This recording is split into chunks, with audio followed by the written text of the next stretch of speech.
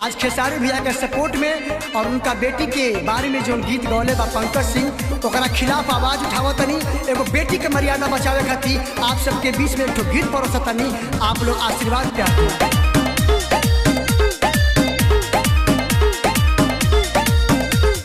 जाए साले नाही गावे के लुरबा तोरा से नीमन तसन कल कुकुरबा। हर जाए साले खाली है कुल गईबा जाए साले नाही गावे के लुरबा तोरा से नीमन त गधा कुकुरबा। अरे कहीं गलतियां करेले बारी बारी ते करेले बारी बार।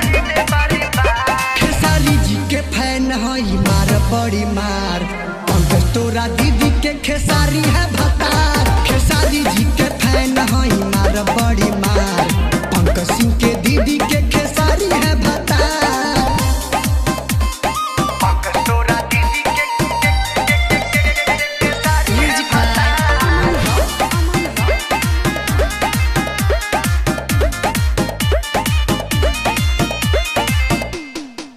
लत जूता खैले तबो नाही सुधरले, बोल खेसारी भैया तोरा बड़े का बिगड़ले।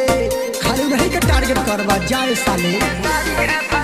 लत जूता खैले तबो नाही सुधरले, बोल खेसारी भैया तोरा बड़े का बिगड़ले। अरे उन्हीं के टारगेट करेले काहे सारते करेले काहे सार। खेसारी जी के फैन हई मार बड़ी मार, पंकज तोरा दीदी के खेसारी है भतार। खेसारी जी के फैन हई मार बड़ी मार, पंकज सिंह के दीदी के खेसारी है भतार। बुझले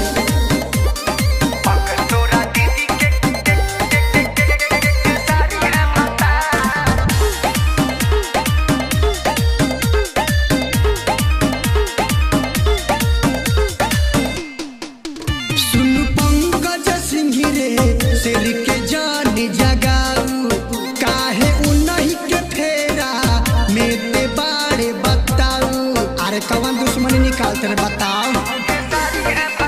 सुन पंकज सरवा शेर के जान जगाऊ, काहे उन्हीं के फेरा में ते बारे बताऊ। तोरा बहिनिया पगाई के हु गाना तबे करबे सुधार। हर साल खेसारी नाम हवे हमार, जिला कुशीनगर है यूपी हमार। उन्हीं के फैन हई मार बड़ी मार, पंकज तोरा दीदी के खेसारी है भतार। अब सुधर जो।